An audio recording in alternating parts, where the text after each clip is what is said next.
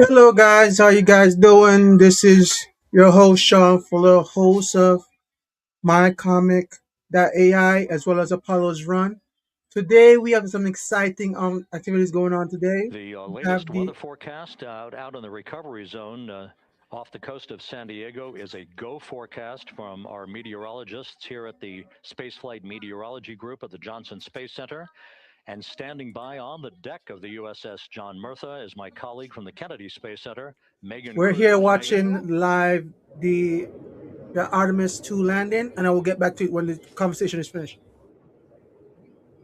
Hey there, Rob. Yeah, welcome to the bow of the USS John Murtha.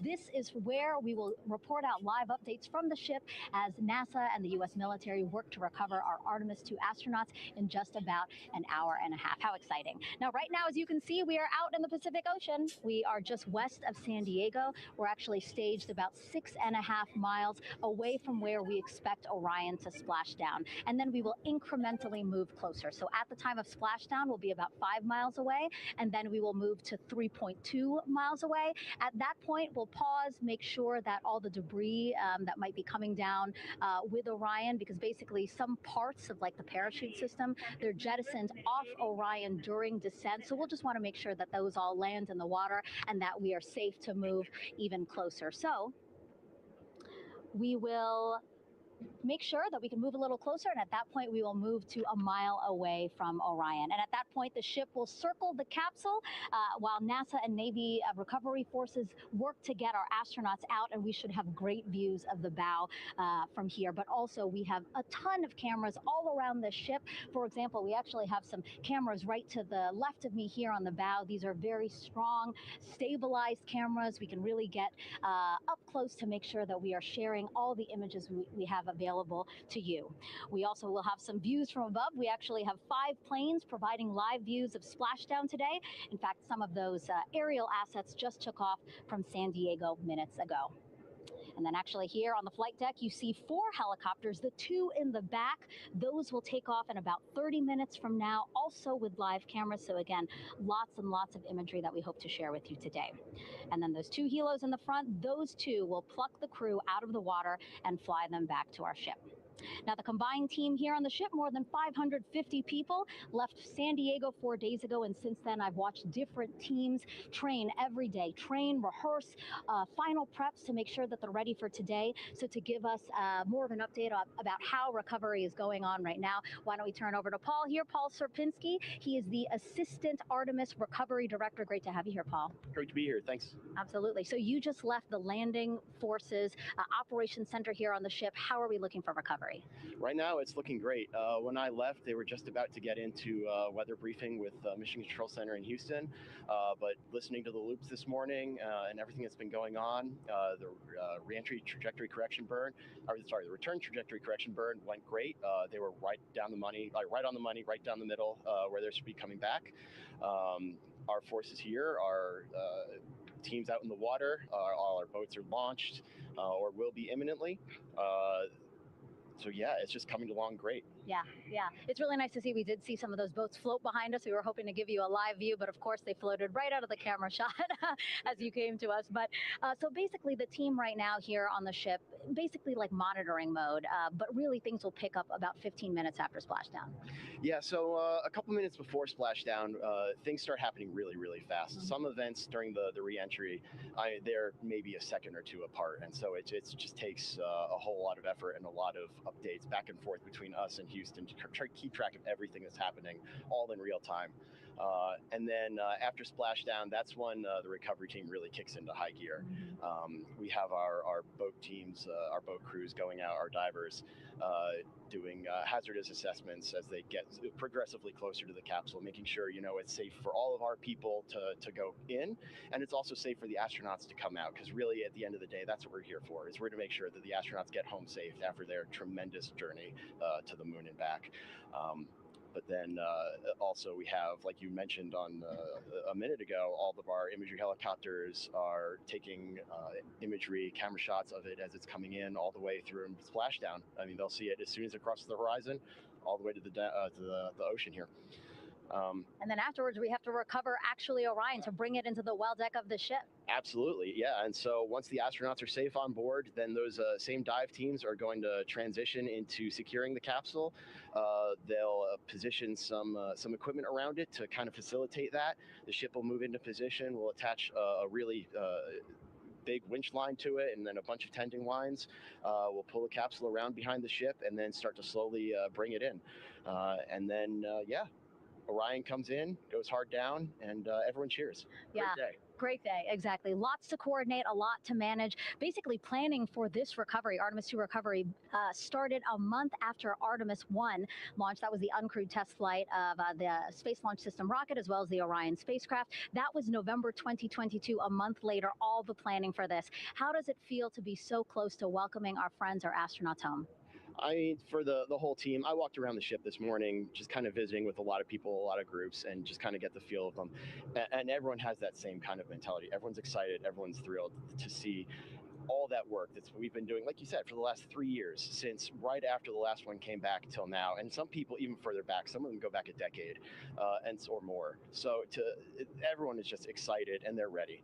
They're really ready for this, and just to be able to see our crew come back, that's going to be a thrill for everyone. How are you feeling? Are you ready? Is this something you ever thought you'd be doing? I'm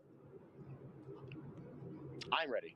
I'm excited. This has been the pinnacle of my career so far. It really has. I've seen a lot of firsts, a lot of lasts, but I can't think of ever topping seeing the first crew to go to the moon and back in 50 years, and to be here and be a part of that. And it's just a tremendous privilege. And I'm on behalf of the whole team. Like, I'm thrilled, and so are all of us. We're ready.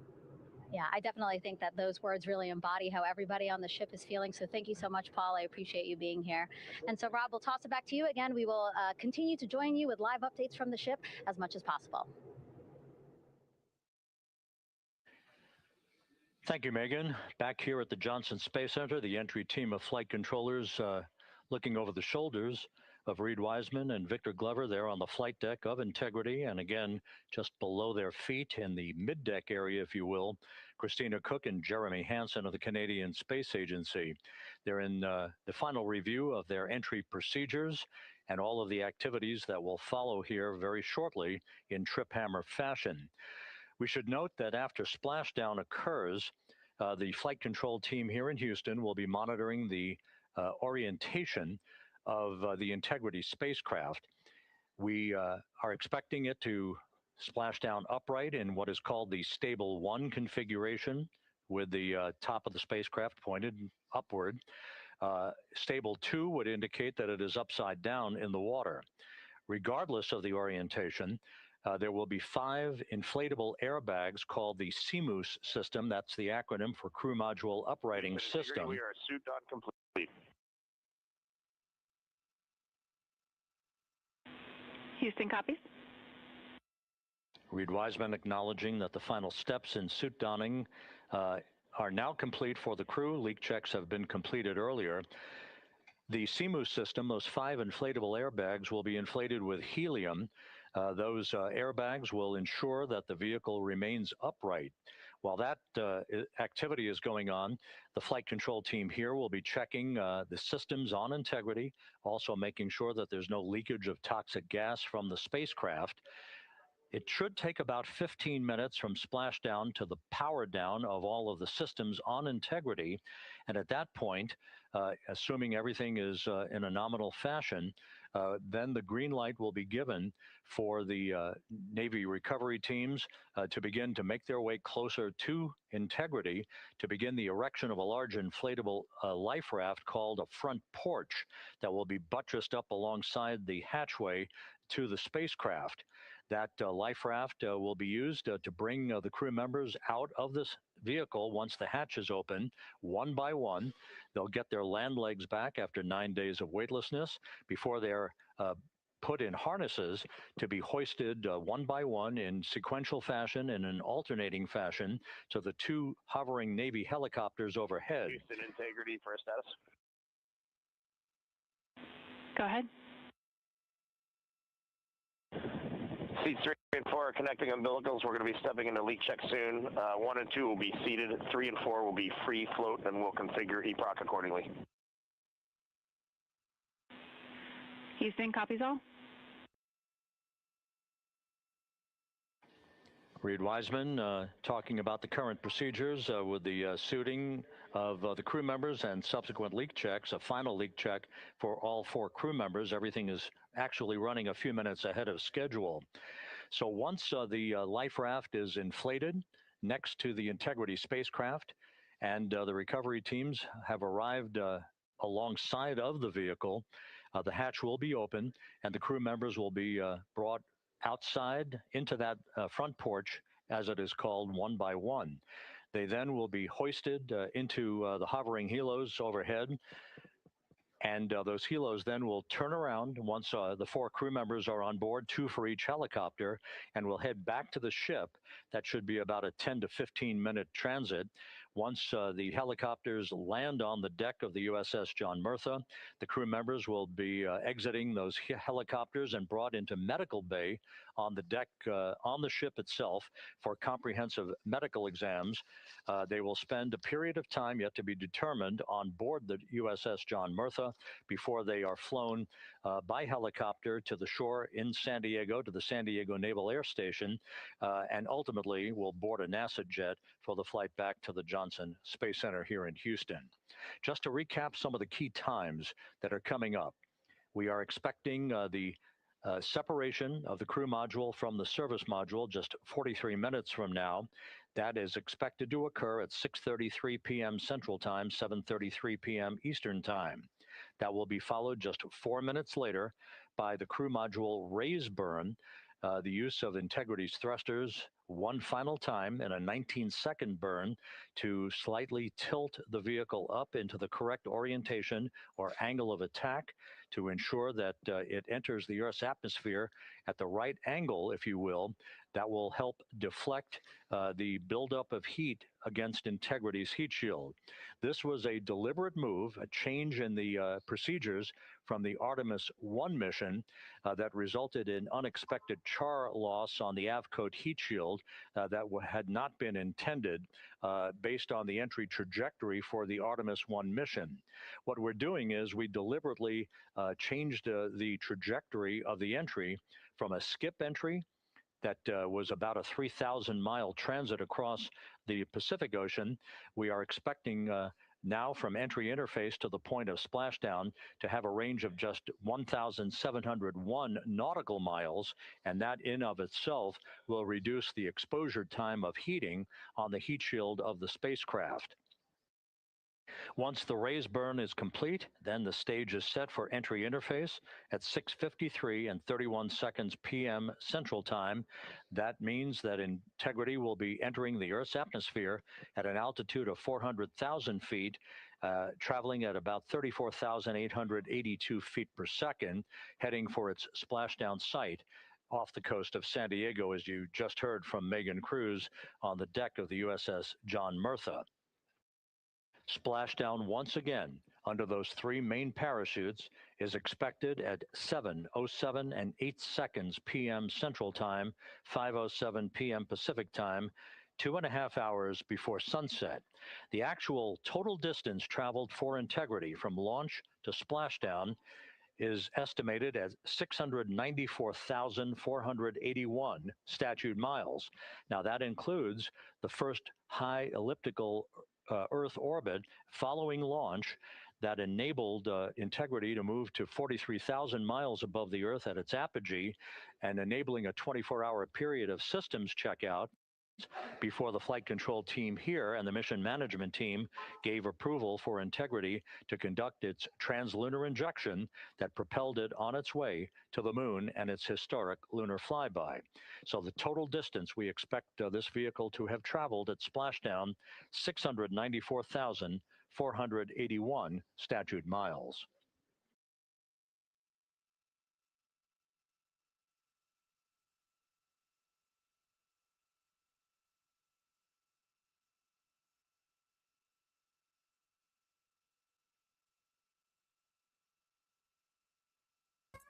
With everything proceeding Hey on guys, thank you track for joining me and for on today's time, live board stream of integrity, the the vehicle systems in excellent Artemis shape as the 2 Earth grows larger in the landing field of of view. this Let's go back to the after the USS last John 10 Murtha days of these guys and Megan flying. Cruz, who is As you standing guys by. know, I'm the CEO and founder of. Actually, I'm just gonna go back to the show and come back and give some Hey, yeah, Rob, welcome comments back. when this Again, been we going are on. out in the Pacific Ocean, staged just about 6.5 miles from where we expect Orion to splash down now in just over an hour. How exciting! And the weather. Awesome conditions here. I know you see some wind around, blowing around my hair, but really nothing to speak of when it comes to having to recover our astronauts, as well as no waves here, really. So yeah, we're expecting a really great day. Also, hopefully, some really great views. You can see behind me that some of the clouds are starting to break up, so that's really exciting. And now, of course, this ship has a lot of people ready and excited to welcome our crew back home, including Dr. Rick Schuring here. He is a NASA flight surgeon. Great to have you here, Rick. You too, Megan. It is a blessing to be out here this day with our teams. We've trained 3 years for this nonstop with the U.S. Navy and along with EGS. And we've so looked forward to this day. And just by God's grace, everything's parting, the skies and everything. The crew's doing great. Looking forward to come back, and our teams are ready. So this is one of those days you've dreamt about, and now it's finally here, and we're ready, and just thankful to be a part of it. Yeah, and you play a really integral role. When was the last time you spoke to the crew, and how are they feeling in this last hour before splashdown? Sure. Yeah. So the crew woke up when they splashed down. They were woken up about 8.5 hours ago. Me and my fellow crew surgeons, doctors Chris Haas and Rafi Kumjian from this Canadian Space Agency, spoke with them about 6.5 hours ago just to double check on how they were doing, if there's any medical issues, how they slept, and then kind of go over their landing day protocol for their medications, for what we call a fluid load, to try to replace some of the fluid and electrolytes that they've lost with just a normal space adaptation. Once they got to space, they kind of have to replace some of that fluid to help them with the whole landing kind of readaptation to 1G, which they haven't done for the last 10 days. And then just kind of let them know how things are going to play out, out with the open water teams all the way until we finally get to the med deck. So they were very pumped up, very hurried though. They had a lot of cabin configuration, a lot of things to get ready. So they're excited, but also very focused on the job that they had to do. So we've trained a long time for this, and we're ready. And you said some medications. I mean, those are kind of just to mitigate the effects of obviously their more than 695,000-mile journey back to Earth.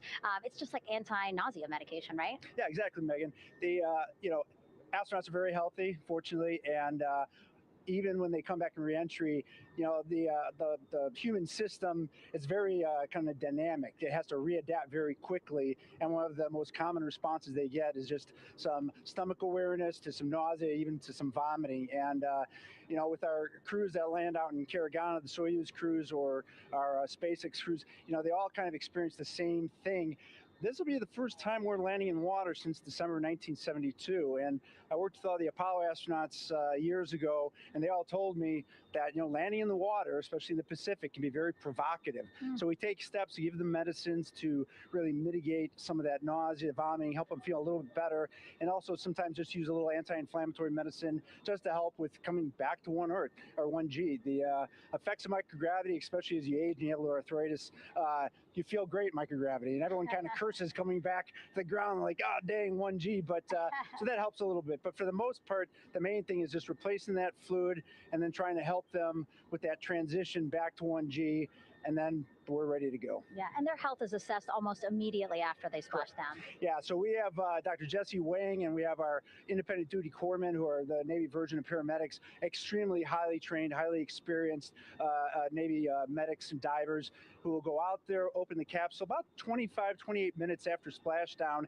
and do the first initial assessment. So Jesse and his team will go out there and look at each crew, kind of do their assessments, get vital signs, report back to Drs. Haas and Kumji and I back in med bay, let them know how they're doing, and then if they've got the normal kind of space adaptation kind of things, we expect that they're good to go on that. If anything, didn't go the way we want, they're all prepared for that as well. And Jesse and his team, I mean, this is their full-time job, taking care of sailors and folks who might be injured. We don't expect any injuries, but coming back, going 25,000 miles an hour down to 20 miles an hour is still a dynamic process. I've heard it described as kind of like a car crash, and then the crew will be ready to go, and Jesse and his team will make that transition to get them out to the front porch, do assessments on them again, call it to our med bay, and then once we have that and they're all good to go and the crew's feeling okay, we'll hoist them up in the helos. It's about a 3-minute flight back to the flight deck, and that's where me and the astronaut chief Scott Tingle will actually meet them. I'll get eyes on them, make sure they're all good, just take very slow transitions, and then one by one we'll I have either to say, get them it's out actually very for good to just be the looking SMTs, at the the SAR med moon. techs under each arm, just kind of just walking very slowly to See med if y'all bay, are paying which actually attention. helps them acclimate You inside see? the 1G. Okay, Or cool. if they're So really if you can trying to take a proceed look like right now, fast you yet, see the then we reason may why have I to went what with we this call a steer view chair, which is will be right because behind it them, gave and me then all just the very slowly stats kind of and get them raw back to the data med bay to as start our well full as the assessments with the team. video Yeah, so a really streaming great team of here the to entire support them thing. as Now soon as you they have to get understand back and this is also all throughout the mission everything reports. about You this talked a is little bit about this, but obviously, over we 50 have years seen since the last astronauts time we had return from the somebody on the International moon. Space Station for So over now 25 years. So we kind of know that having the first that flyback journey, how it affects the by body. in But over yes, we're 50 talking years, about I'm looking humans so returning from the moon ecstatic for the right first now. time since Even when I think 1972. about it How is in this comparison different of from my your own perspective? comic, where I So talked it's about different just like in going back to the one very moon kind of significant respect concept with and being on able to fly Apollo over. for Everyone that knows exercise, me they have knows something I've been called the working Apollo on my X2 comic which is book basically just a little canister with some Apollo's Run. ropes, and they would have some Apollo's Run is equipment to kind of do that. literally And the Apollo about astronauts really like that. going back They to the like the ability moon to exercise and as a because you team in need a conditioning competition. from a But muscular today I skeletal get to standpoint to improve your see strength and your stamina very quickly. and the And world we have gets to something called see the at the Orion same time flywheel, the which is return able to of impart much astronauts to the greater moon. loads in terms of And hopefully, resistance. So this they're is able to do just squats and one lift different things, first step not into a dissimilar to what the more ISS astronauts do, gradual but with a lot expansion less of our room to do it. And capabilities they also did into rowing just activities doing for that. And cardiovascular health, hopefully, I can and the see crews loved it. some version of For the my lunar comic crews, the future being lunar crews, illustrated maintaining in that this physical conditioning, new which moon our astronaut race. strength conditioning Because let's rehabilitation be honest, specialists, everybody Professor else Norman is not going to want to Racers, sit back and back in just say, Houston, okay, really cool, were they did trying it. to We get know them in the China's best coming shape up they're going to have to be behind in them soon to get to with the their moon. own That space device mission. hopefully will And maintain that. And Apollo only had about and a if this keeps going, 4.3 day we're journey gonna to the see moon. a very Our high astronauts are going to have competition about a 10 to in just 14 not day only journey. evolution of So the maintaining that technology, but physical fitness, that evolution of the strength and capability stamina to is going just to be make crucial for the people go to the success of being moon. able to do those So very I am so physically excited and right now. This is why I lunar wanted to make days. sure So I we're very capture excited about today. what the astronauts have Make said sure I was a about the part of the live device and what they stream. have to I'm say going to about let the role these people exercise talk, plays but I'm not going going to to the moon. And output this also like this the is a mental live. benefits. And They I want just to make really sure I like have the just sweating, opportunity to breaking a actually sweat, get to and share actually how I just felt feeling about like some of these things that they're they're doing. just getting a workout. Um, Right. So Thank you so so for much, those Rick. I that really don't know, the appreciate it. I know you're going to be splashdown in is good hands, happening so we'll let you within get the back next to hour it. and a Thanks so half. much. thanks for the time. Back to you, Rob. What that means is that they'll be Okay, landing Megan, back here in in the Mission water, Control in Houston. Everything is surrounding moving along in by order. rescue This operating view crews to of come pick them up Reed and make Wiseman sure that on the they're left, safe. Victor Glover on the right. As we We all have know, I'm a good suit Sigma. leak We checks. have Everything Victor aboard Glover, integrity is in also excellent pilot of shape. this The ship. vehicle, with the Earth He's growing also a larger and Sigma, a larger in the field of distinction view, honorary member. we're So I now just just want to shout about out to my Sigma 8,200 brothers to let us know nautical that we are miles away represented, from Earth and it's good to and see that as closing well. in for a splashdown Um, just 1 hour and 5 minutes we from look now. forward to welcoming back, and hopefully someone can put him my way so I can get the opportunity to interview him later when he comes Integrity, back and just he can under a share his minute story till about your what he did. GPS maneuver How was the initiates, experience and going most back to the moon GPS after 50 units years? look eager to acquire. Right now, we're seeing the trajectory. I like what I've been watching because Countdown, as I've week been 3 and watching this, 4 are I've seen the working trajectory on change. seat strap Now, in one of the now. things that was always entertaining for me when I I looked got at it. the space missions is just that the length of time it takes. That's 10 days.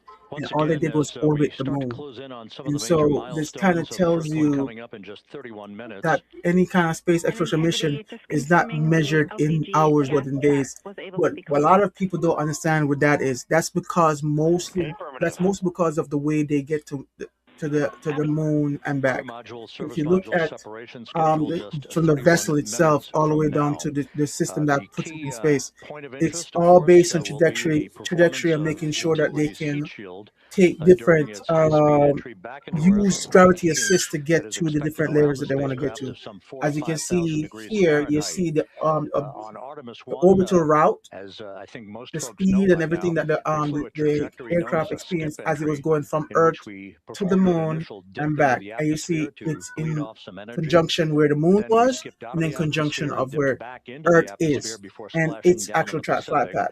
But after the That's what mission was leads to over that with, very we large flight noticed time that unexpected these liberation of vessels tend some to of the have. charring So, effects on and as the you can heat see, as shield they get known as closer, they're ASCO. making Before their the flight, we orbital had an corrections opportunity and to sit set. down and talk with entry flight director Rick Henfling to get a And as you perspective can see, on it's what a this all very means interesting way and because you can see how the mission was the Earth redesigned to try in to protect first of all, you can't even see Integrity's the heat shield sun. to a higher Look extent. how Let's pitch take a black look at that that is. interview.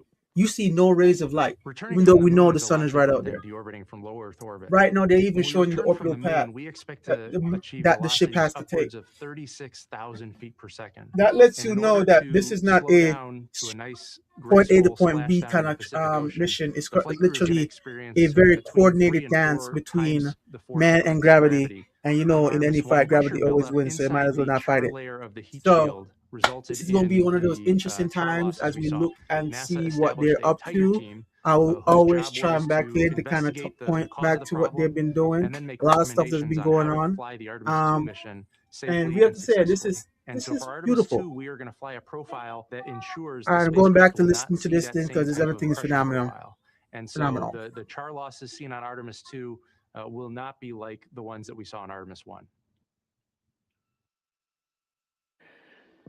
Rick Henfling indicated that the orientation of the spacecraft and the shortening of the distance of transit to the splashdown zone from the point of entry interface when we reach the top of the Earth's atmosphere, which will be coming up at 6:53 and 30 seconds p.m. Central Time, should do the trick in minimizing the deleterious forces against that heat shield that were noticed on the Artemis 1 mission. And we think we see a beautiful sunrise over the west coast of Australia.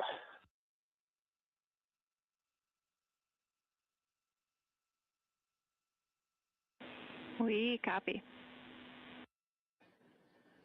Commander Reed Wiseman reveling in his final hour in space on this mission as Integrity is passing over the southwest coast of Australia now at an altitude of some 7,600 nautical miles. That will begin the southwest and northeasterly transit across the Pacific Ocean. Let's talk a little bit more about some of the highlights and some of the numbers associated with the points of interest here. We are 27 and a half minutes away from crew module, service module separation. That will be followed about 3.5 minutes later by the raise burn that we've discussed, a 19-second burn of Integrity's thrusters to fine-tune its angle of attack as it enters the Earth's atmosphere. Entry interface is scheduled 47 and a half minutes from now. That's the point at which we will reach the top of the Earth's atmosphere, traveling about 34,882 feet per second at an altitude of 400,000 feet. Just 24 seconds after entry interface, we will begin a blackout period of 6 minutes in duration at 6:53 and 54 seconds p.m. Central Time. Now, right about 10 seconds after the blackout period begins, we are expected to reach peak speed, which would be 24,661 miles an hour. That'll be about 103 miles an hour short of the velocity record set by the Apollo 10 astronauts, Tom Stafford, Gene Cernan, and John Young, when they returned from the moon on the Apollo 10 mission in 1969. That blackout period is expected to last 6 minutes in duration. At 6:54 and 52 seconds p.m. Central Time, we'll reach our peak heating period of about 4,000 to 5,000 degrees while we're in a communications blackout from Integrity and its astronauts. That blackout should end at 6:59 and 55 seconds p.m. Central Time, at which point we expect to regain communications with the crew. Capcom Jackie Mahaffey here in the flight control room will be uh, talking to the crew, calling them, and will await a response from the crew as they come out of that blackout period. And at that point, their altitude will be just 157,000 feet above the Earth, traveling at 13,000 feet per second, with a range to splashdown of just 147 nautical miles. From that point on, the next key series of events will be the deployment of a series of parachutes that we discussed before. First, the forward bay cover chute deploy that will pull the forward bay cover away from the top of Integrity, followed by drogue chute deploy, and then the main chute deploy that's expected at 7:04 and 44 seconds p.m. Central Time. That will begin the gentle descent of Integrity towards its splashdown at just a velocity of just 19 miles an hour. And that will begin the recovery operations that you just heard Megan Cruz discuss with her folks on the USS John Murtha. All of Integrity's systems in great shape. The crew is suited up. Leak checks complete as we stand by for the next major milestone, which will be the crew module service module separation just 24.5 minutes from now.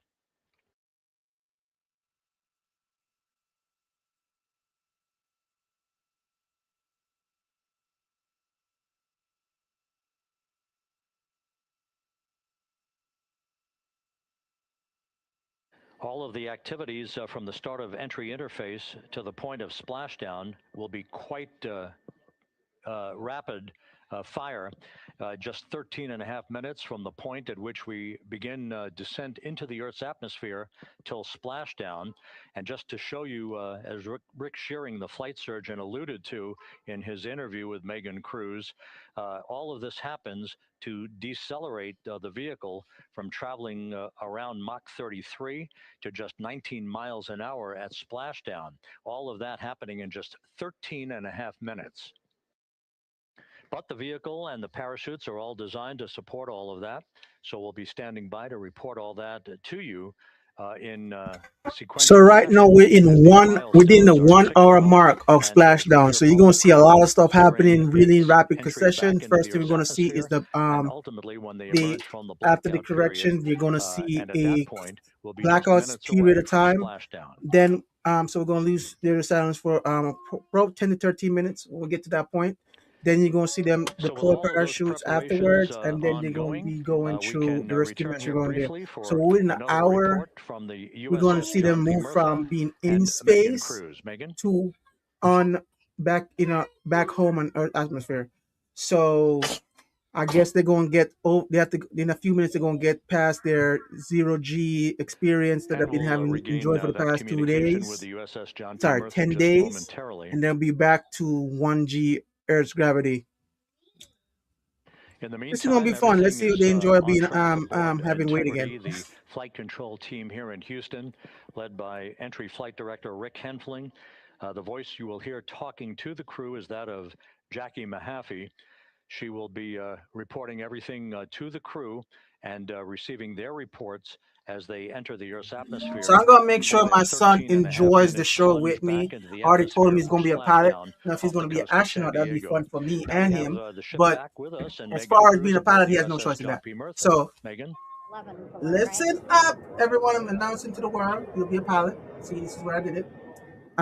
So now you can go back and run around if you The want. excitement is really building here on the ship. I'm watching right now one of the weather balloons being lofted up from the ship. Again, weather balloons very important for us to make sure that we are tracking the right kind of weather and also the data that's needed for what's called our Sasquatch team. Again, it's a team out of NASA that basically makes sure that the debris that comes off of Orion, again, some of those pieces of the parachute system, make sure that they don't fall on us here in the sea and also our aerial assets, our folks in helicopters. So watching that float away right now. But with me right now is Captain Eric Kenny. He's the commanding officer of the John P. Murtha naval ship. Thank you so much for being here. There are so many moving parts that you have to keep an eye on. That's absolutely right, yeah. But first of all, on behalf of the crew of USS John P. Murtha, Megan, thanks for having me on today. Happy to tell you what we're doing and excited to get the interview started. Yeah, absolutely. Why don't we actually take a look at the flight deck here? We'll start there. Basically, we also, while watching this weather balloon float away, we noticed all 4 helicopters leave the flight deck. We now have an empty flight deck. We had 2 imagery helos as well as the 2 crew helicopters that will go recover the crew. This is just one of the many things that, again, our ship of 550 people, it's something that you oversee as commanding officer. Yeah, absolutely. Every commanding officer, I would say really every naval service member, our priority is always safety. And as the commanding officer, I take that as one of my primary roles here on board. Mission accomplishment is important, safety always. So my day really has, I would say my message to the crew has sort of changed over the past 24 hours. As we're leading up to today, we've been building up the excitement and motivating the team for the training that we've executed. But really over the past 24 hours, now I'm trying to get us to slow down a little bit. Trust our training, right? Don't believe all the hype. Don't believe everything that's going on. Just let's trust what we've done to get to this point, and we do that, we'll be successful today. Mm-hmm. And also part of the big success is obviously the coordination between NASA and the U.S. military. How does it feel being able to support the human space program we have? Yeah, I mean, since 1959 with Mercury, Gemini, Apollo, the history between NASA and the Navy has been in lockstep. But like any other skill, if you don't practice it regularly, that skill atrophies. So we've had a few decades off from that. But, over the past 4 or 5 years, really this ship over the past year, we've constantly trained and working for this moment right here, building up the hype to get to this point today, to trust all the training we've done. We work, working with NASA, the Air Force, the medical team, dive team. You want to talk about high performance organizations coming together, working in unison. We are seeing that here on board the USS John P. Murtha, and I can't be more proud of all the work everyone's doing. Yeah, you had some great words this morning saying just that again, that it's really nice to see. I just want to make sure I thank my team for putting all the effort to make sure that today's meeting came together. We talked about the fact that this was so closely related to our comic book, and how we wanted to make sure that we didn't miss the opportunity to celebrate the guys that kind of took the adventures of what we had in our thing to put it into real life. So these guys are the true heroes, and we want to make sure we thank them for their hard work. So this is the Watchdown Party, as I want everyone to see.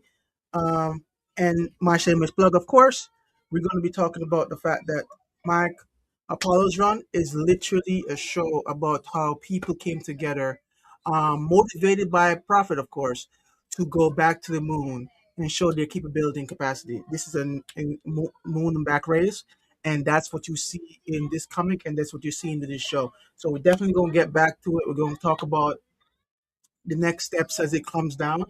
Right now, you see a lot. We're going to go back. We're going to be talking about. Let's go back real quick.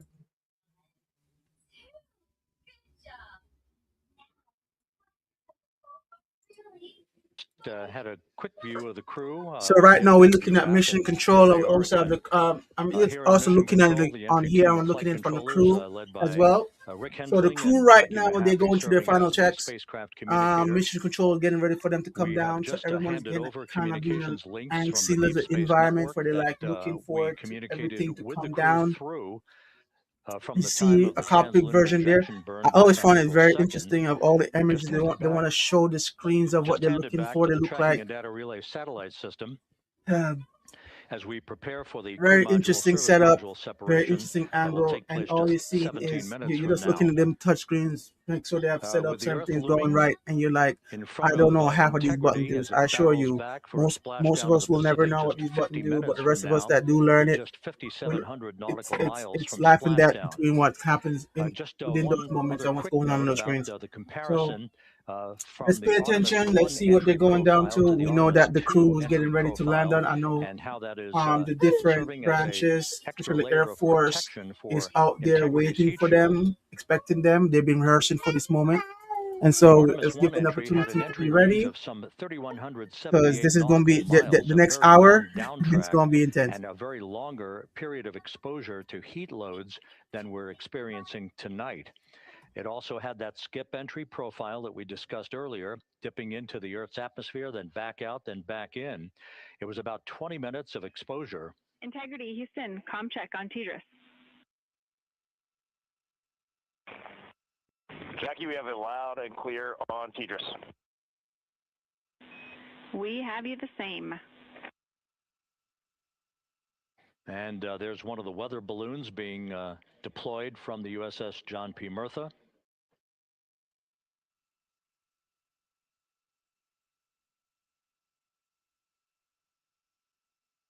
So the Artemis 1 entry had the vehicle. Any update on GPS? We haven't seen it track in yet.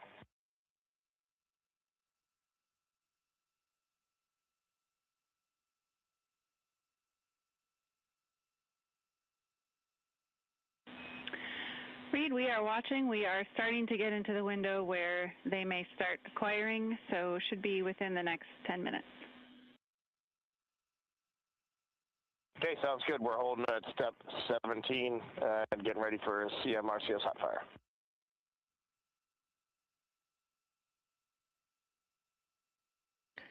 And that exchange indicating that we are expecting to acquire data from the GPS system on board. That'll be a navigational tool that will basically tell Integrity's computers that they're on track down the center line of the corridor for the entry interface that will lead them to their splashdown point. Once again, the Artemis 1 entry exposed the heat shield for about 20 minutes of peak heating. For Artemis 2, we're going to reach a downtrack distance of 1,701 nautical miles from the point of entry interface with just 14 minutes of duration. And it's basically a different angle of attack, a little bit steeper angle of attack that will protect the heat shield from excessive heat loads. So that is the difference between Artemis 1 and Artemis 2, all designed into this mission to gather data, to protect the heat shield, since the Artemis 3 mission and beyond will have a different designed heat shield that will allow that skip entry type of profile to be resumed for all of the future missions coming back from the south pole of the moon when we initiate lunar landings. So we've handed over to the tracking and data relay satellite system. That's where we'll have communications for the rest of the flight. Just to give you some time hacks here, we're 13.5 minutes away from crew module, service module separation, and just 17 minutes away from the raise burn, that 19-second firing of the thrusters that will basically be the final fine-tuning of the angle of attack for Integrity as it enters the Earth's atmosphere.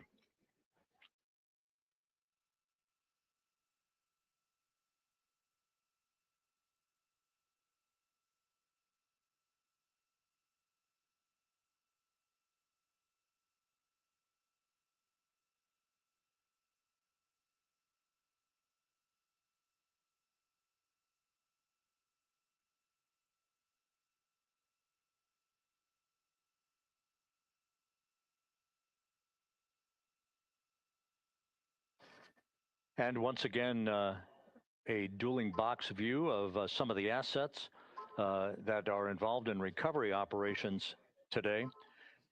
The Integrity, cabin configured, all crew suited and seated. Houston, copies. That confirmation from Reed Wiseman aboard Integrity, as you see the assets being deployed to the splashdown zone. At the time of splashdown, we expect the John P. Murtha to be about 5 miles away from Integrity, keeping a safe distance until we are sure that the vehicle is in the water and upright, and that it is in a good configuration system-wide for the recovery teams to begin to approach the vehicle to erect that inflatable raft. 2 minutes to CM RCS warm-up hot fire. We're ready. That call from spacecraft communicator Jackie Mahaffey indicating that we're 2 minutes away from a quick burst of the reaction control system. Thrusters, that will be a hot fire test prior to the separation of the crew module from the service module. The European service module has performed flawlessly throughout this flight. Everything, all the burns that had been prescribed for that service module have been executed on time and without a problem. There is the European flight control room that has overseen the manufacturing, the design of the European service module. They deserve quite a bit of credit on this mission for not only propelling the Integrity and its astronauts toward the moon, but also conducting the fine-tuning of its trajectory to bring it to this point where we are dead spot on down the middle of the corridor trajectory-wise to bring Integrity down for its splashdown in the Pacific just 44 minutes from now. So I hope everyone is watching. They see that they're 44 minutes out from splashdown. So, and look, just look at this. Look at these angles that they're hitting. You see the light, the dark side. You can tell who's having sun, who's in the morning, who's at night. And these guys are just jetting away at over 16,000 miles.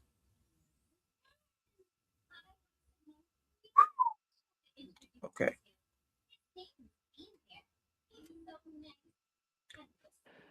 What you're looking at is a computer-generated visualization based on real-time telemetry from Integrity, currently traveling about 16,000 miles an hour.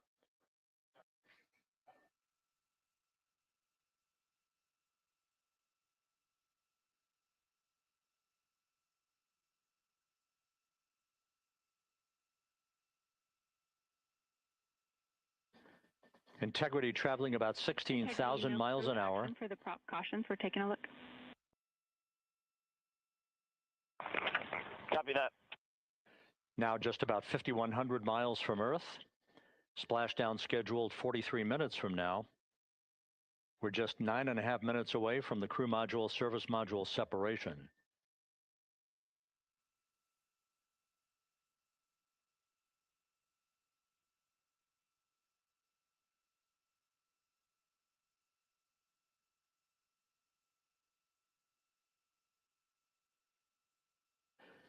We are confirming.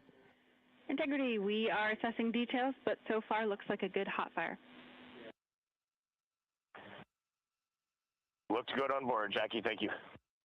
And Jackie Mahaffey took the words out of my mouth. I was just about to say that we had a good hot fire test of the thrusters in advance of the crew module service module separation that's coming up just 8.5 minutes from now. This will begin the period in which we will have rapid fire succession of critical activities on board that will lead to entry interface just 28 minutes from now, where the vehicle will enter the Earth's atmosphere at an altitude of 400,000 feet. The time of entry interface, 6:53 and 30 seconds p.m. Central Time.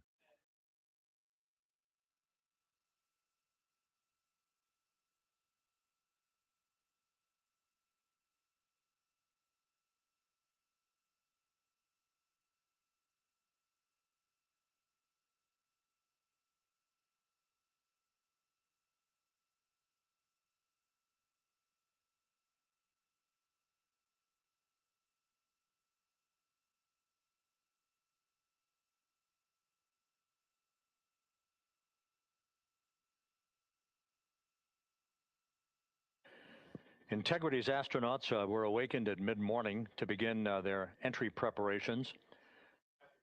And propulsion officer now reports a good hot fire test in preparation for the crew module service module separation.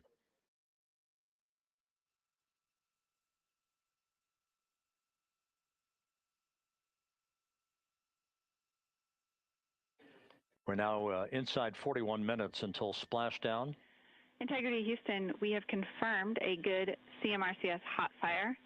And although we are not seeing GPS acquired yet, you can skip the troubleshooting steps in 157 for now. Integrity copies.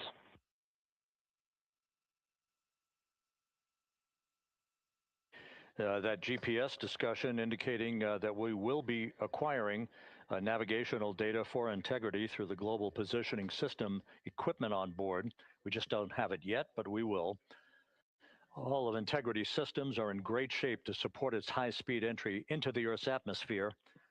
It, once again, will reach a peak speed of 24,661.21 miles an hour. Your call, GPS. We at least have GPS 1 looking good on board.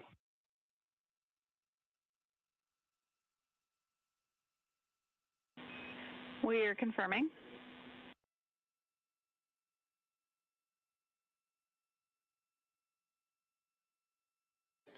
The guidance, navigation, and control officer here in Mission Control confirming that we have good lock on GPS data. We are on a communications link now through the tracking and data relay satellite system. Now, following splashdown, we're going to lose that link and go to what's called a VLDR, a very low data rate communications link, so that we can talk to the crew inside Integrity as they are on the water. Integrity, confirm we do see good GPS. We do too, especially GPS 1 is accepting in nav channels 1 and 3. That GPS data is basically telling Integrity's onboard computers its position relative to the Earth, but its trajectory and its orientation according to flight dynamics and the guidance, navigation, and control officer is spot on. We have now armed the pyros for the crew module service module separation coming up less than 5 minutes from now.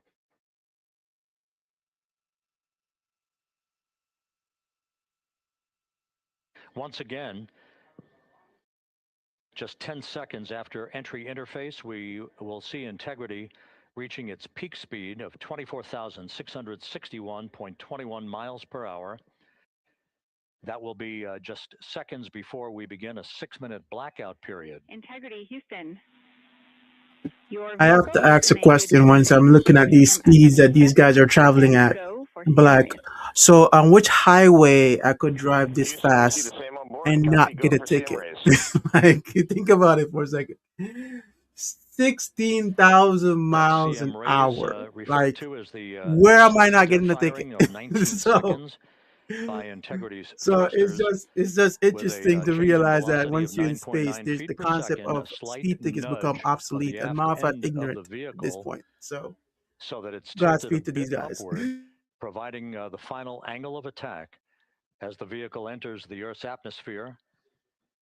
This being the mitigating factor that will reduce heat loads on the heat shield as we reach a point downrange from the start of entry interface, some 1,701 nautical miles to the splashdown site.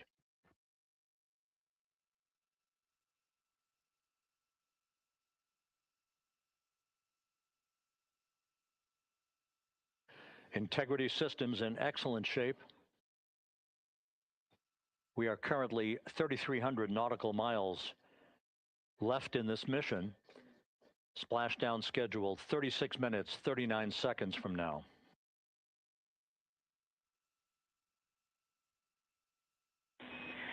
Integrity, Houston. For the 2 enabled prop cautions, what happened is while the thrusters were firing, multiple pressure sensors on each of the strings diverged a bit from each other. Those limits look to be set pretty tight. We think it could happen again when the thrusters fire in the future, so we are going to suppress those messages. We concur with suppress, not inhibit. Thank you. That exchange between Jackie Mahaffey, our Capcom for tonight, and Reed Wiseman aboard Integrity, indicating basically to ignore sensor data. All of Integrity systems are in good shape.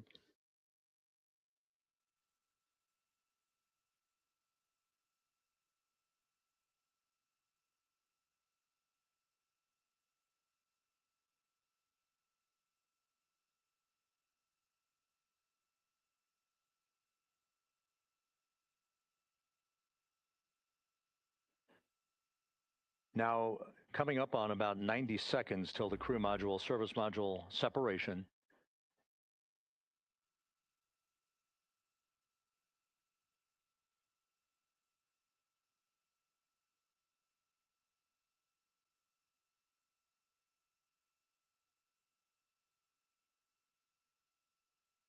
All quiet here in Mission Control as we enter the most critical phase of the completion of this flight. All of the preparatory activities leading up to the vehicle entering the Earth's atmosphere just 21 minutes from now.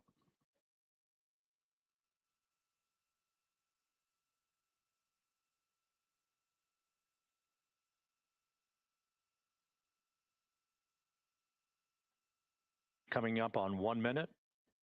Mark, 1 minute till crew module, service module separation.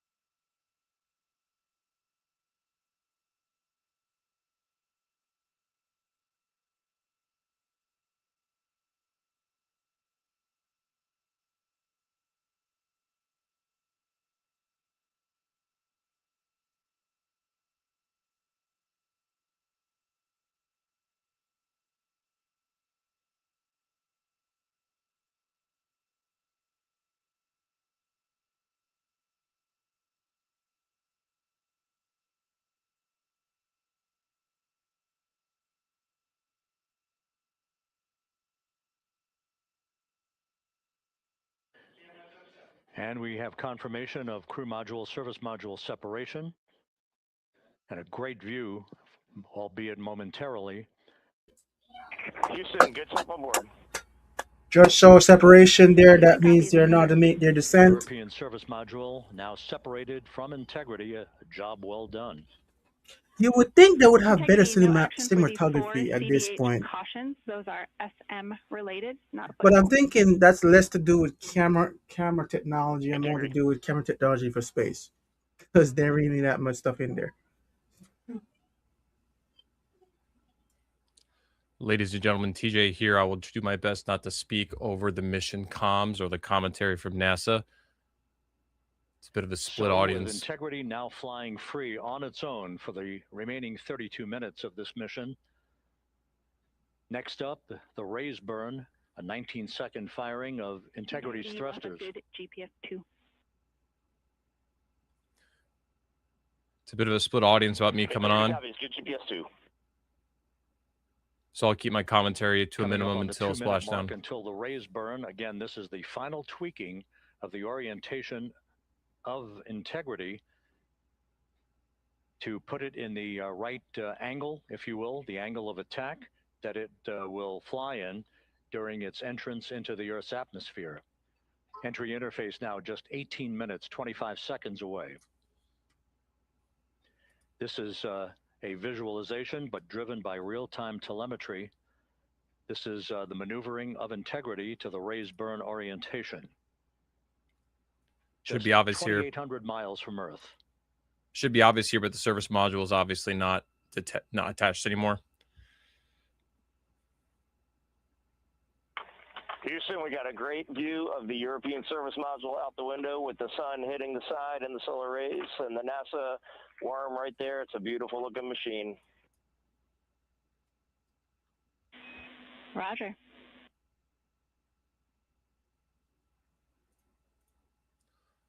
Kudos everybody at NASA. This has been an absolutely gorgeous mission. And we have completed the maneuver to the raise burn orientation. 1 minute away from the raise burn. So Orion will actually fire its forward thrusters to do this burn. This will put them on that skip trajectory, which is designed to slow them down even further before they enter the thicker part of the Earth's atmosphere. If you have any questions, please leave them in chat, and I will try to answer them in between mission comms. Somebody asked, will the chute deploy as soon as they enter the atmosphere?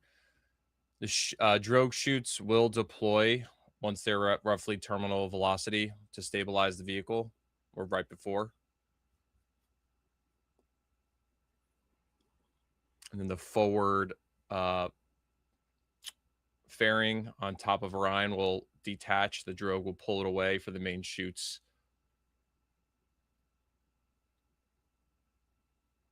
Once the main chutes deploy,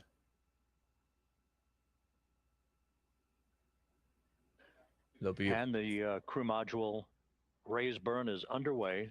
A 19-second firing of the thrusters. And we have a completion of the burn.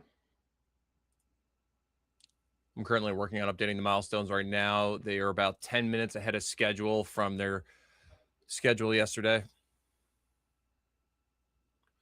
But if Integrity, good. CM raise burn. Your flight path angle is within limits.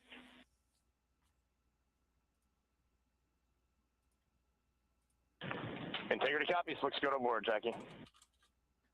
So the final maneuver is now complete. Our trajectory for a splashdown in the Pacific 29 minutes from now is set and will not be amended any further. And we have the right angle of attack to mitigate any excessive heat loads on the vehicle during entry interface. Integrity Houston, a heads up about comm coverage. When you perform the 180 roll, for the first minute or so in that attitude, we expect about a minute LOS. We copy.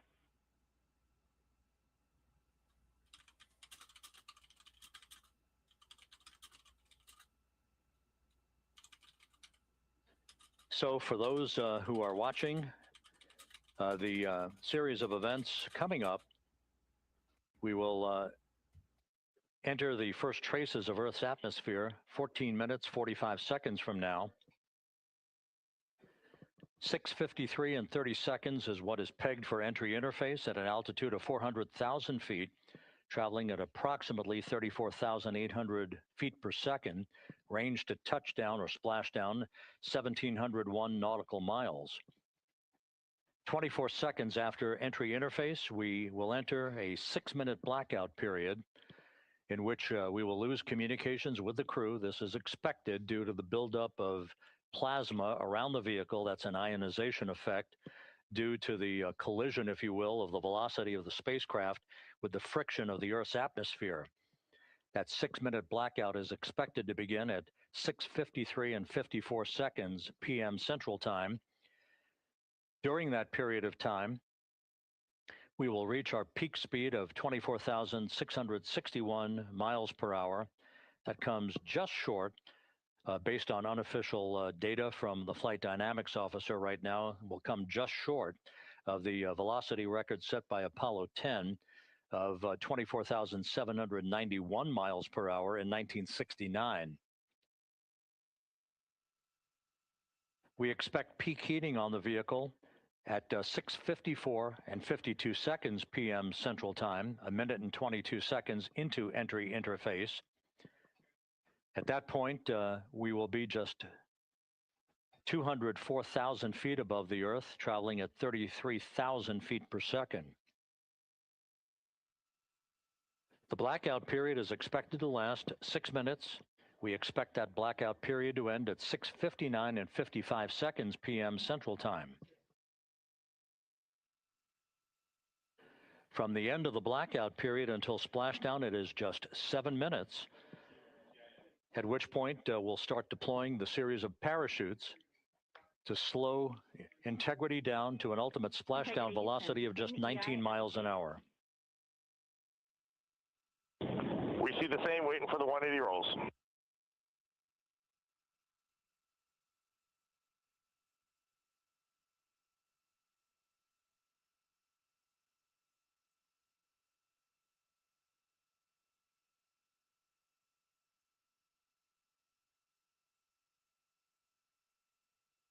The parachute deployment sequence, once again, will come in several segments, but in rapid fire succession. And we have a great view of the moon out window 2. We have 25 minutes on the clock, guys. Guess we'll have to go back.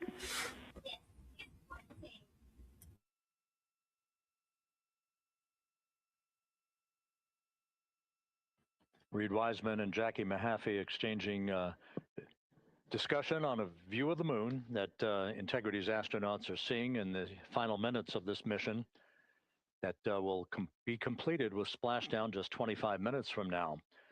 3 forward bay cover parachutes will be used to pull the forward bay cover off the top of the vehicle. Then 2 drogue parachutes will be deployed to slow and stabilize the crew module during its descent, followed by 3 pilot parachutes that will lift and deploy the main parachutes from the forward bay. The final sequence will have 3 main parachutes deployed. These will be 116 feet in diameter, each main parachute approximately 265 feet long when reefed. The parachutes will ultimately slow Integrity down from its peak speed of almost 33 times the speed of sound to a gentle 19 miles an hour at splashdown.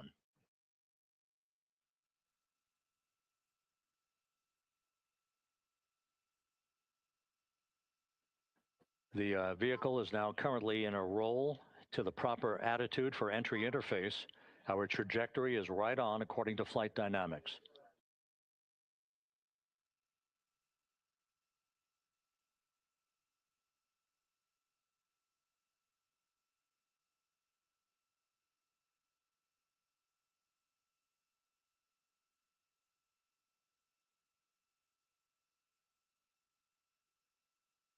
Integrity is on a trajectory from southwest and northeast across the Pacific Ocean, descending at a rate of 15,000 feet per second.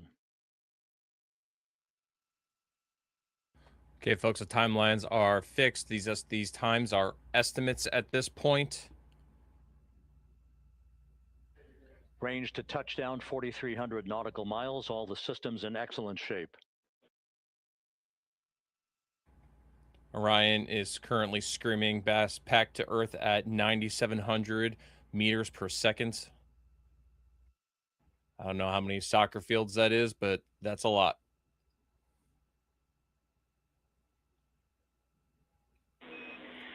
Integrity, Orion. I'm just surprised. I'm trying to figure out how many miles at that speed, how fast it would take me to go from California to Florida, and how much tickets I would have gotten if I was going that fast. This view So out it's of one of Integrity's literally windows. We had a call mind-boggling for the 3 speeds that good we're talking, the barrows. Those are distance that we're traveling, barometric pressure and sensors that to most feed of us, we don't even understand altitude these and speeds or rate of these descent times or these information to distances. Integrity's computers But that will trigger the parachute deployment sequence. it's a daily part of our lives. They're just at a different We are scale, less than 9 and minutes away from hopefully entry we get to interface, 22 minutes from these scales splashdown. get to be normalized over our lifetime because we're If you doing were looking at more a world activities map, in space. Orion is currently located southwest of Hawaii, screaming in a northeast trajectory towards San Diego. Weather is looking good. Looks like they're off the Deep Space Network now. One of the crew members in the window.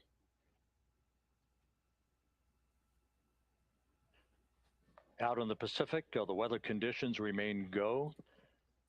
Just a few clouds, some scattered clouds, winds at 10 knots, wave heights just about 4 feet.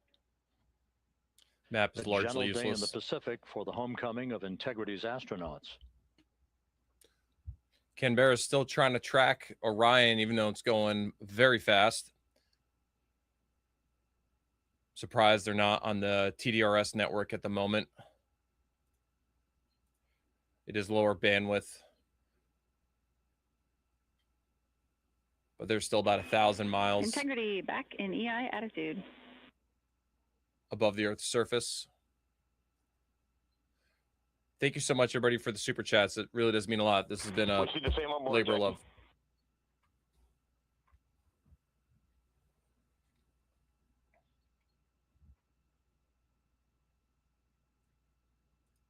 So, Houston, purge is complete. Crew and vehicle are configured for entry. It's hard to imagine a better crew. Houston copies. And we're in step 37, transferring nav state to BFS.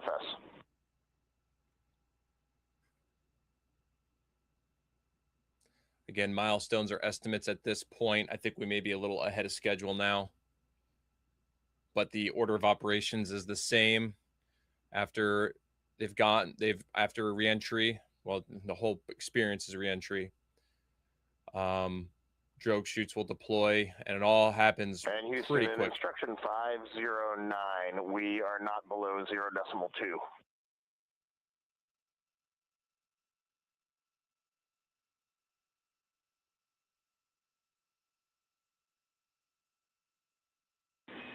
Integrity, no action required.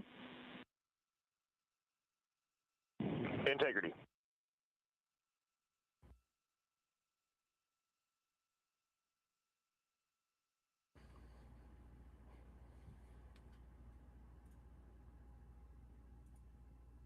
Now 6 minutes away from entry interface, we will hit the first traces of Earth's atmosphere at an altitude of 400,000 feet, traveling about 34,882 feet per second. Ranged splashdown at that point will be 1,701 nautical miles.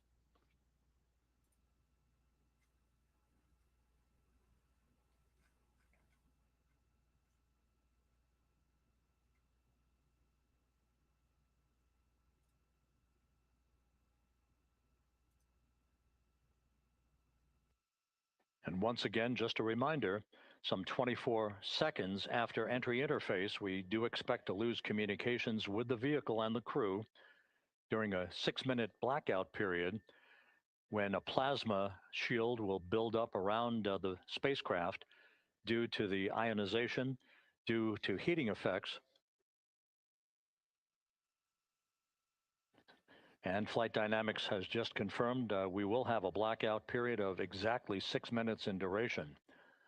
And once again, that's due to the fact that a plasma buildup around the vehicle will prevent communications and data, so we will not be able to talk to the crew members at that time, nor will we receive data here in the flight control room. Houston, everything is looking good on board. Just confirm no pre-EI downloads. Houston concurs. That blackout period to begin at 6:53 and 54 seconds p.m. Central Time, and again will last about 6 minutes in duration. Thank you, everybody, for the love. Just hope for the best. I'm sure everything's going to work out just We're fine. 4 NASA knows minutes what they're away doing. from entry interface. I can say for a fact our timeline is a little ahead of schedule now. Perhaps I should not have adjusted it, but I'm not touching it now.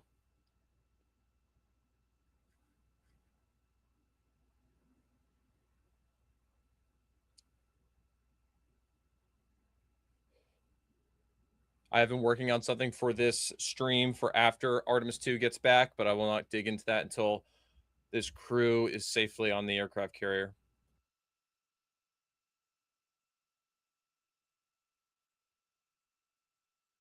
What a honor and privilege it's been to be able to spend time with you all the last week or so. This has been a really amazing opportunity, and I'm happy that we all got together to experience this. If you're watching this stream, you're hardcore. This view from Integrity as it crosses from southwest to northeast across the Pacific Ocean, 3 minutes from entry interface.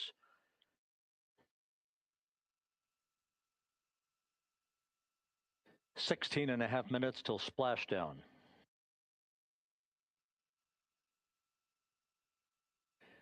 The USS John P. Murtha and the recovery team is on station and in position, as are the airborne imagery assets that we hope to receive imagery from as Artemis enters the Earth's atmosphere and through parachute deployment.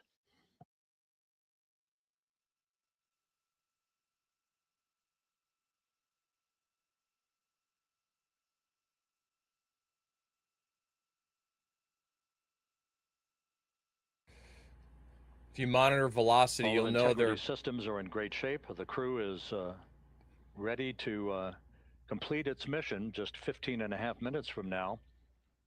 All of the activities today have gone off in perfect fashion. No issues with the vehicle, no issues with the crew. And the weather at the splashdown site is go.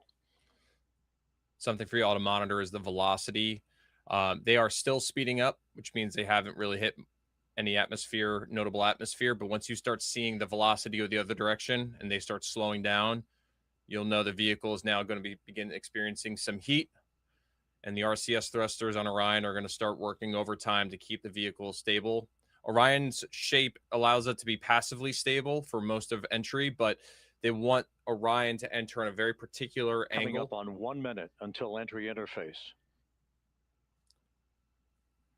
So keep monitoring that velocity. When they start slowing down, you know it's about to get exciting. When we start to see that heat and that plasma, we will lose comms with the crew.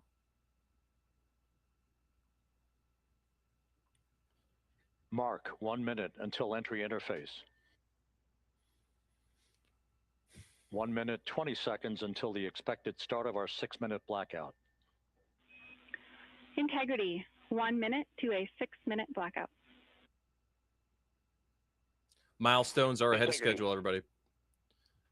Once they get through blackout, we should see drogues. I'd estimate splashdown in about 20 minutes.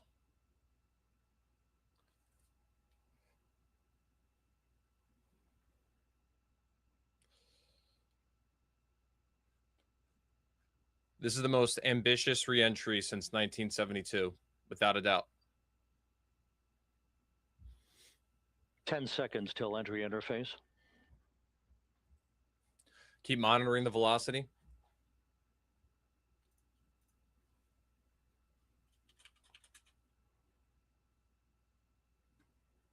And we have crossed the threshold, now entering the Earth's atmosphere.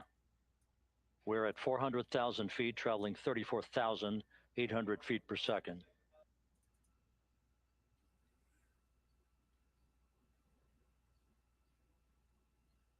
Time to splash down, 13 minutes, 10 seconds. You can see Orion's attitude has adjusted. Still slightly speeding up. We should see that trend changing. And as predicted, we've entered our communications blackout. There they go. This will be a 6-minute blackout period. No voice, no data from the crew. We're getting spotty telemetry back at the moment. We're 30 seconds away from the anticipated point of peak heating on the vehicle, where temperatures will rise to about 4,000 to 5,000 degrees Fahrenheit. This is the true test of our trajectory.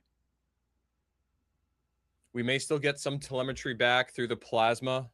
Right now, it looks like it's a ground-based camera. From the G5 aircraft in the vicinity of the splashdown zone, this view of integrity. So that pinpoint of light shows the vehicle as it enters the period of peak heating in the Earth's atmosphere, the first tug of gravity being felt by Integrity's astronauts since their launch back on April 1st. Integrity is about 80 miles above the Earth's surface, 124 kilometers in closing. 4.5 minutes until the end of the blackout period. Time to splash down, 11 minutes, 33 seconds. Thank you for everybody's support. There's been a lot in chat here. Just continuing to monitor the telemetry. 11,000 meters per second. 119 kilometers above the Earth's surface.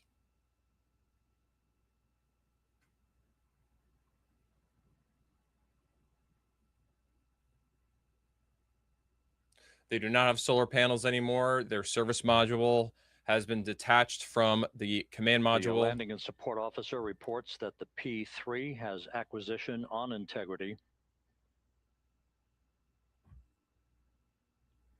All that's left now is the capsule of that huge rocket that launched 10 days ago. 3.5 minutes left in this blackout period. This is a visualization of the plasma buildup around the spacecraft and the repelling of that heat on Integrity's heat shield. At a certain point, we will see this velocity drop. There's a lot of momentum.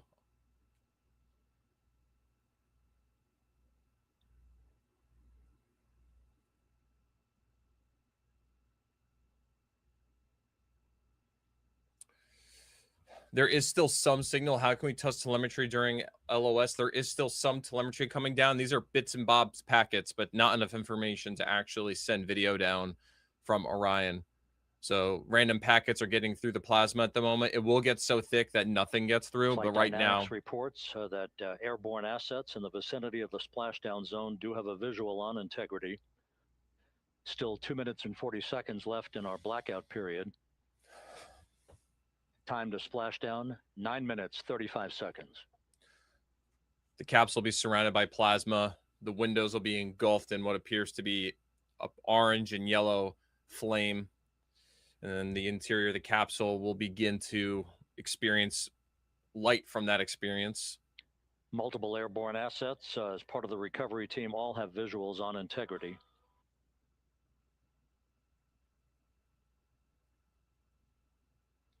$60 miles above the Earth's surface. 58.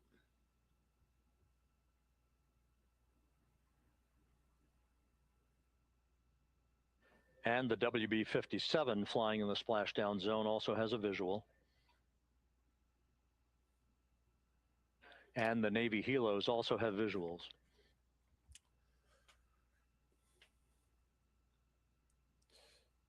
They have a very, very highly We're still in accurate the blackout period.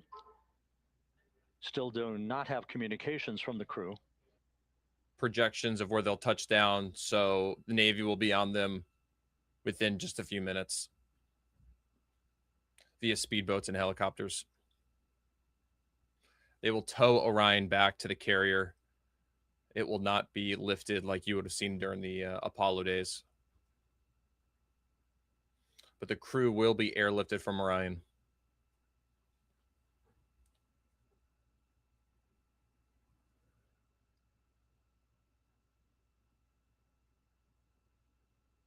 We're standing by for communications from the crew. We should be out of the blackout period less than a minute from now. You'll see velocity is dropping very fast now. They're entering the thicker parts of our atmosphere. The lower they get, the thicker it gets, the faster they slow down. This is the point where the heat shield is getting its worst beating. This is an ablative heat shield. This is a one and done heat shield. Data from integrity.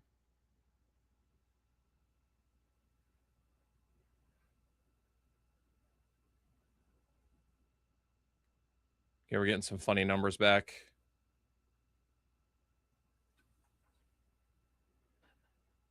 Landing and support officer reports the small boats are en route to the splashdown target zone.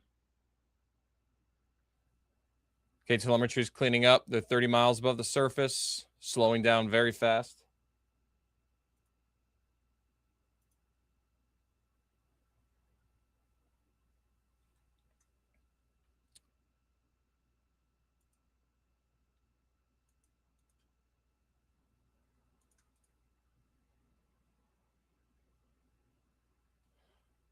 It looks like NASA's still getting telemetry up pretty quick. Passing through 150,000 feet, our trajectory is perfect. Guys, we're in the final descent right now, so we can see that I'm going to try to zoom in on that.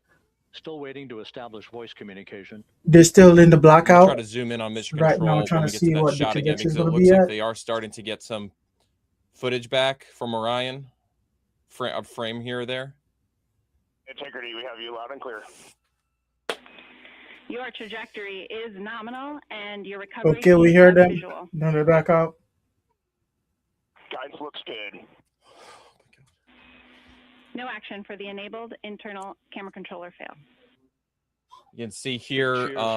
See, they moved from going 23,000 miles an hour, and now they're just at 7,000 miles an hour. You see how much speed they cut off during that through that break period? People don't realize re-entry is literally just breaking. Integrity is looking That's good. the entire Drones would intention. not have deployed yet. I'm waiting for her to get back to mission control so we can zoom in on their monitor where there's even more data that we're not getting fed publicly. Now. Range to splashdown 19 nautical miles. Look at that. Velocity's down to 890 meters per second. 874.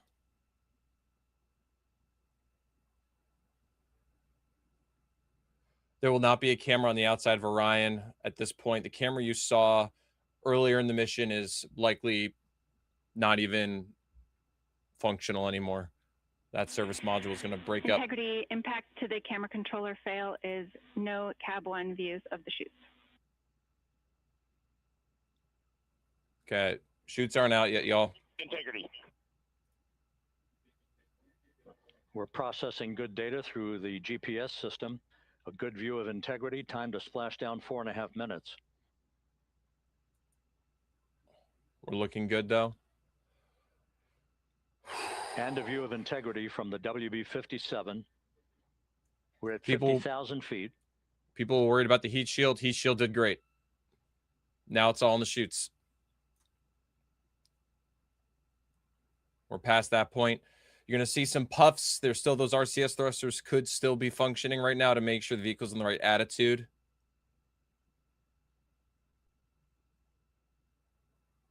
The pyros are armed for forward bay cover jettison. We'll see that cover pop off. Drogues followed.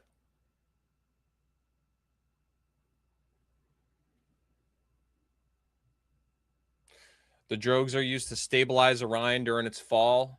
There we go. And there go the first There goes series the of cover. parachutes. Drogues. And we're on drogues. That's great. Okay. And Drogues are going to two pull. drones out the window. Drogues are going to pull larger chutes out next. 2 good drogue chutes. Next up, We copy, we see We them. see Ocean. Next up, the deployment of pilot parachutes that will pull the main chutes out. Time to splash down 3 minutes and 10 seconds.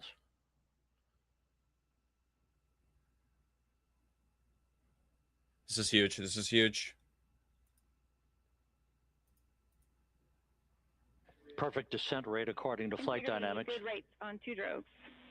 We're looking good. We see the same on board.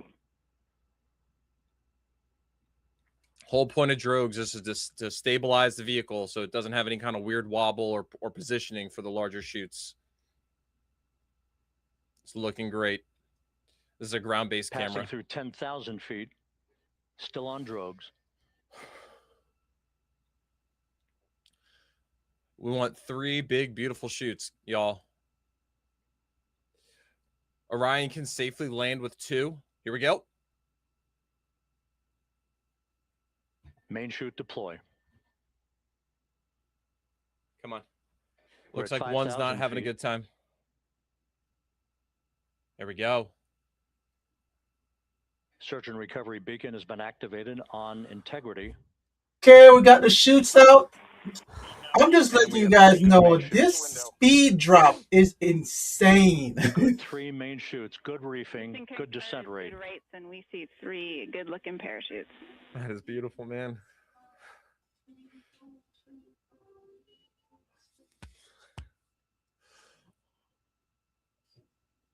Oh my God. Integrity. Cabin pressure indicates no need for hydrazine checks. That is amazing. Integrity copies.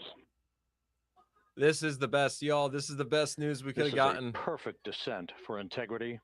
Its crew sounding hale and hearty on board. NASA pitched a perfect game here, man. Time to splash down 1 minute, 15 seconds. Oh, man. Beautiful. This is beautiful.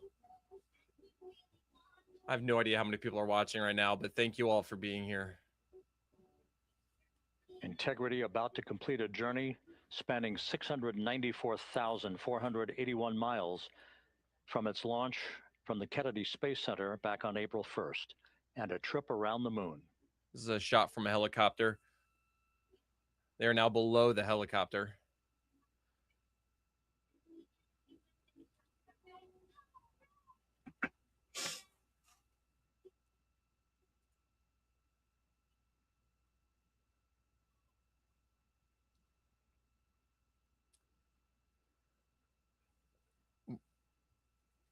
The RCS thrusters are still firing.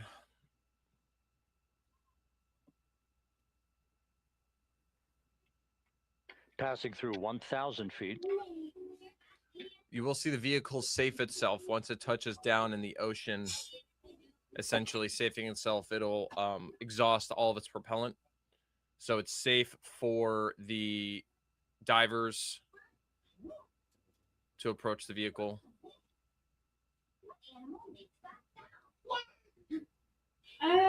Dog.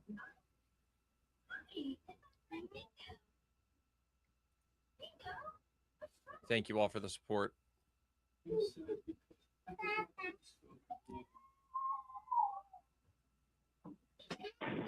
Integrity, splashdown, sending post-landing command now. Splashdown confirmed. Copy splashdown, waiting on VLDR. Splashdown confirmed at 7:07 p.m. Central Time, 5:07 p.m. Pacific Time. From the pages of Jules Verne to a modern-day mission to the moon, a new chapter of the exploration of our celestial neighbor is complete. Integrity's astronauts back on Earth.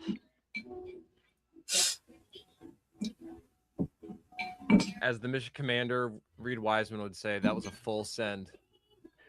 And the landing and support officer reports the vehicle is stable 1. We still will be deploying the crew module uprighting system to maintain that orientation. Perfect bullseye splashdown for Integrity and its 4 astronauts. Beautiful. This is art. This is art. Where's that? We may see some orange golf ball looking balloons on the top of the vehicle deploy here in a moment.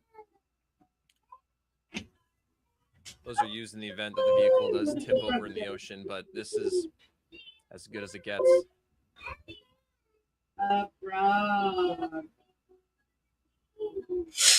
Over there? So now these guys get the opportunity to be landed down. They're safely returned now. Now they're going to be scooped up by the U.S. Navy. Now the question, I always think about the situations like that. Now they're back home. They're now feeling gravity again. So this is going to be like one of those painful experiences like, oh, I feel heavy again. And then, but now they have to retrieve the vessel. They have to retrieve the parachute. So this is going to be a very intense but well exercised retrieval process. And now we can officially welcome these guys back home. And now all that's left is for the crew to go pick them up and take them. Integrity Houston, comm check on take them home. VLDR.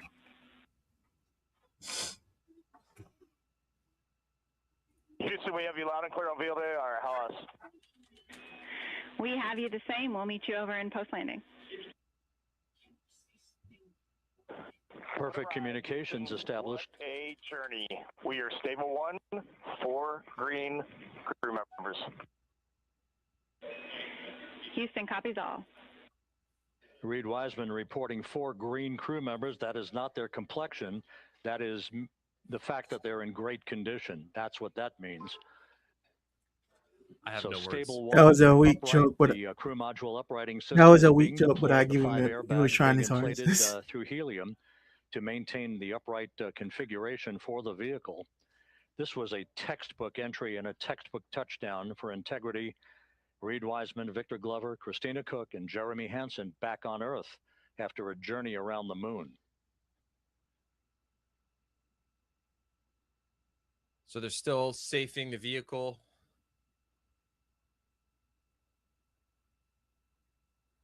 The propellant tanks will be venting. There are those airbags that the commentator mentioned earlier. That's in the event that Orion does tip over.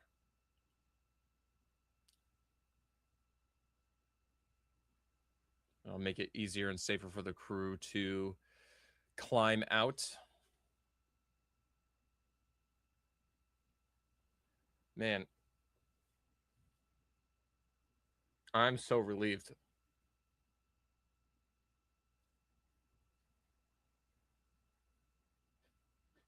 We continue to monitor the functioning of the CMOOS system.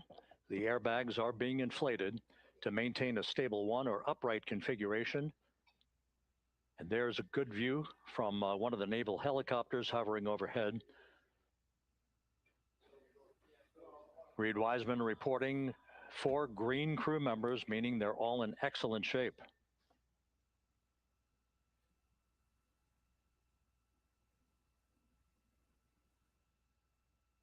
Chat, I'm scrolling through right now looking for any questions you may all have, any of you may have at this point. Divers. Integrity Houston for SAR beacon and radio. SAR beacon is in for 06, and we're powering the radio now. Go ahead. We see the beacon on. However, the recovery team is not seeing the signal.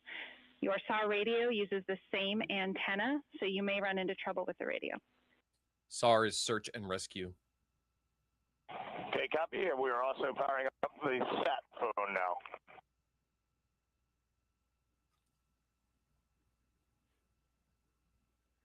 They're still going to role play everything down. So integrity is in great shape. And as the crew continues its post-splashdown timelined activities on board, Reed Wiseman once again reporting that all 4 crew members are in excellent shape. And we have 5 inflated airbags to maintain an upright configuration so that the recovery team can now begin a slow approach to the vehicle. Meanwhile, here in the flight control room, entry flight director Rick Henfling is polling his team of flight controllers for the start of powering down the vehicle after a thorough systems check. So we're getting a lot of questions in chat. One of them being, did those tiny chutes at the beginning actually do anything? They look very small. They're not designed to necessarily slow the vehicle down.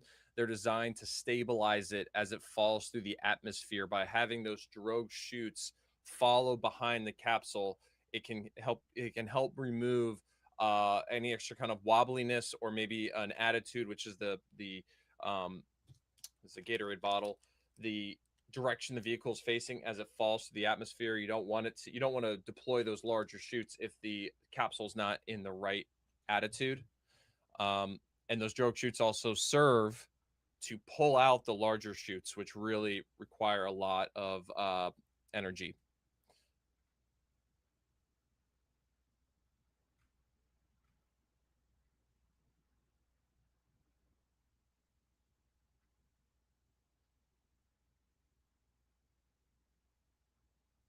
In the event SAR doesn't arrive in time and integrity takes on what are presumably the crew has contingency plan to escape. Yes, of course. If you saw on their IVA suits that they wore on launch and entry, they've got these blue bags under their arms. That's their life jackets that they can literally just take a string, pop it out, and they become little boats. And on the side of their leg, there's also like an inflatable raft. But that's not going to be necessary here. The vehicle is in stable 1 condition, which means it's in the upright condition. There's stable 2, stable 3. There's different stable configurations of the vehicle. They even practice if the capsule is completely upside down and they can't get out the main hatch for them to get out the for them to turn the vehicle and to right it and then get out the hatch. There's a variety of ways for them to solve for that.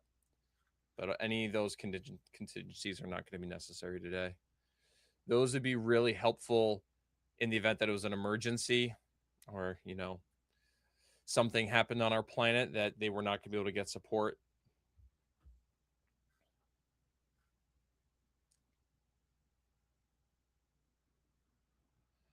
It being pressurized, it shouldn't sink anyway, right? It's not going to sink in its status. It's naturally buoyant.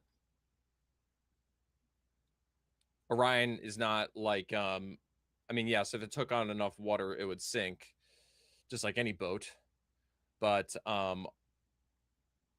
Orion's hatch is not going to be open until a rescue diver from the outside opens it up for them.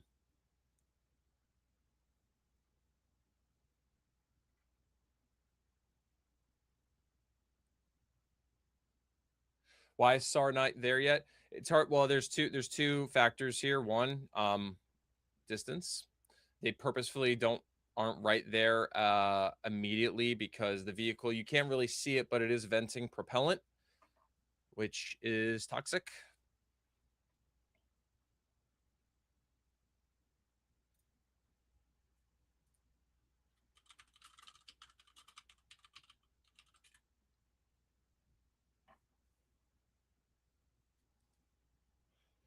It uses hypergolic propellants, which are extremely toxic if touched, breathed.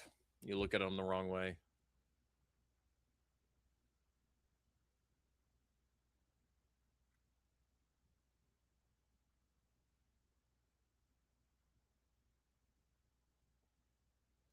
Again, this vehicle touchdown off the coast of San Diego in the Pacific Ocean.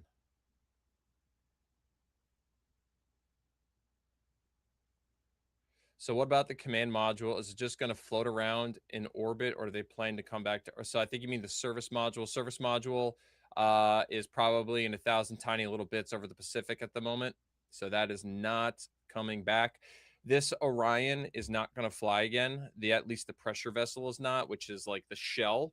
They are going to, it's going to undergo just a huge examination for future missions, but they will be pulling components from inside the Orion to use on future flights, computers, chairs, things like that. So when we see this Orion in a museum one day, my hunch is that it'll be in Houston.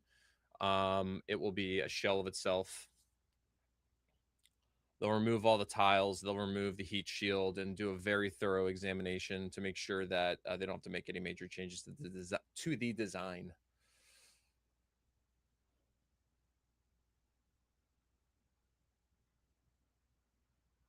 How long does it take to get used to Earth gravity again?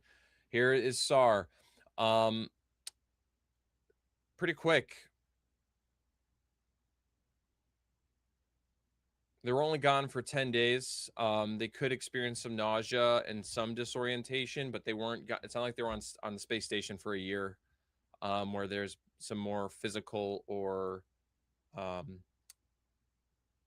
occupational therapy required. Boat, yes, boat is here. They will airlift the crew so they get back to the carrier much faster.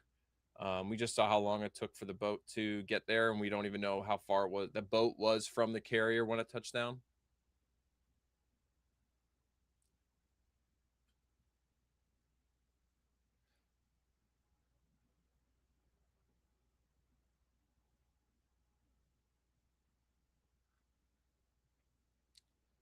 DNLL asks, I saw much higher speed than intended on the reentry according to telemetry, beating the Apollo record, although they're supposed to be short by 100 miles per hour. What could have happened? Poof. I don't know. I'd be speculating through and through. It's hard to say what could have happened. There's so many variables at play. But I can assure you that there's going to be very, very thorough reports that'll be publicized, like partially publicized. In NASA press conferences, the media are going to have a field day in all the good ways, but also asking some of the more niche outlets, space outlets, will be asking the tough questions. I'm very much looking forward to seeing the National Geographic footage. They were shooting the entire mission content that we have not seen yet. Why is Space Shuttle not doable to the moon? The Space Shuttle was a very large vehicle, very heavy. It was not designed to go beyond low Earth orbit. You would have had to add a significant amount of delta V or energy to that vehicle. Could it have gone to the moon maybe, but in its design, it didn't have enough to put it in very basic terms, it didn't have enough energy to go beyond low Earth orbit.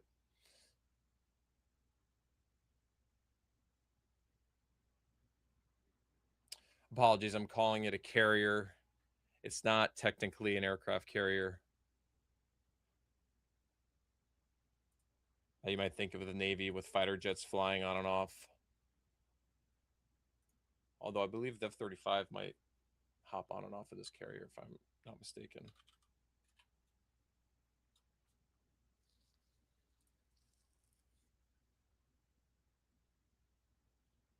No, I'm wrong. It's an amphibious. So now we have the speedboats moving up towards the capsule. I'm just saying, I'm proud of the opportunity to see this in my lifetime, the return to the moon. I thought it would. I thought the way they were talking about it would never happen again, and to see it happen again, it's just a happy moment. The ship they're going to be going to, thank you very much for Robert Mowry for his comment. This is the USS John P. Murtha. It's an amphibious transport dock ship.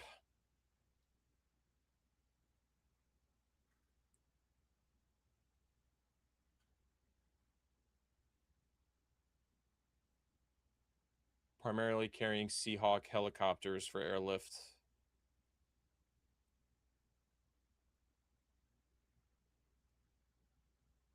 It also carries 2 Ospreys. And it could carry up a couple of Sea Kings. So they haven't approached Orion yet because it is likely still venting its propellant.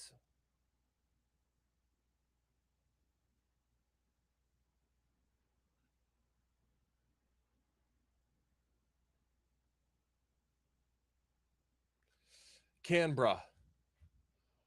WAP HD for you. I will call it Canberra from now on.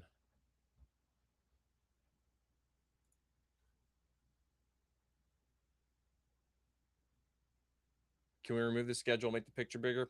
Absolutely. We have seen there's really no need to see the telemetry anymore. The vehicle is now back home. Stand by.